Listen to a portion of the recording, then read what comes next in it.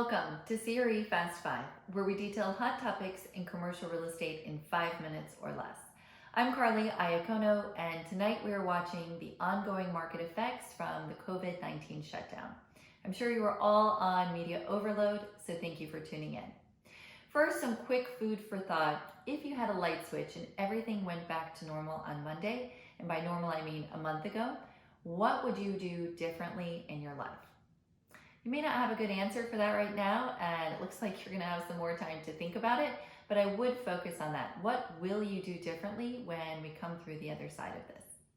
All right, let's dive in. First and foremost, this is a healthcare crisis, and it's important to remember that this is nothing like 2008 and 2009. There were not over-leveraged banks. We are not having a complete commercial real estate market crash. This is a very unique situation. So applying things from other downturns is tricky, and it is constantly evolving. So the real estate fundamentals are still very strong. The banks are not over leveraged, the rents are not overly high. We have a lot of really strong tenants, especially in the net lease space. So we have some great fundamentals that will help us pull through this. Next, I really think this is a time to come together, and we're starting to see this week. A lot of our landlords have received letters from their tenants about closures, not being able to pay rent, whatever it is, and the response has been very varied. Some landlords write back, no, too bad, and they're taking a hardline approach. Some are really working with their tenants, and what that means is going to be situation by situation. Maybe it's a rent deferral for 3 months. Maybe it's extending the lease term and giving them a free month rent for May or June. It really is very situation specific, but I would say have these conversations with your tenant if you're a landlord. Don't just engage an attorney to write back a difficult letter. Obviously, you need great counsel, but really think about partnering with your tenants in this difficult time. On the flip side, if you are a tenant, value that relationship with your landlord. They're here to help you work through this. They want you to succeed and stay there for the next 10 years as well, maybe longer, right? So we really need to think of this as a partnership on both sides. And the third piece of this, which really makes it a triangle, are your lenders. Lenders are in definite portfolio management mode right now.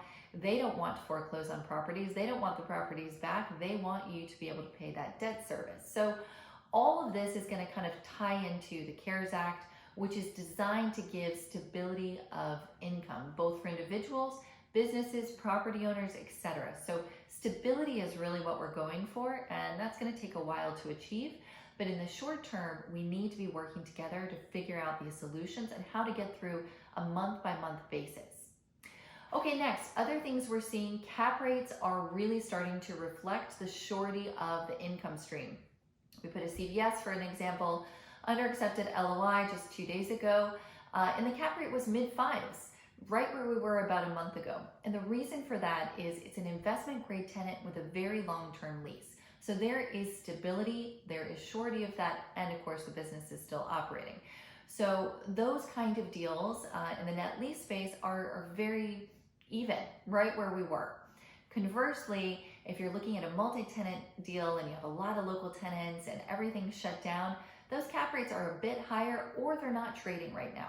Now remember, all of this is on a case-by-case basis. There are a lot of factors that are affecting what should be brought to market, what's trading and what isn't trading. But generally speaking, cap rates really are starting to reflect the surety of income above all else. Next, vacancy no longer equals upside. For years, I have been hearing value add, bring me a deal with value add, which really means find me a deal with some vacancy that I can re-tenant and double my cap rate, right? So right now, vacancy is too difficult to project into occupancy. So the mindset has shifted.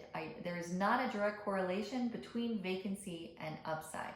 So if you're an owner with a ton of vacancy, you really need to work that property. You need a good leasing broker. You need to get through these next few months before making any decisions on it, because you're not going to get that premium for the quote unquote upside in the deal. And finally, I would note that this is touching all avenues of commercial real estate. So if you're in retail thinking, gosh, I just sell my retail and go into apartments, it'd be so much easier. Obviously not necessarily the case if your tenants don't have jobs and can't pay their rent. The darling of real estate the last 2 years has been industrial, but there is a lot of smaller tenants, a lot of non-credit tenants in industrial that could have some issues as well.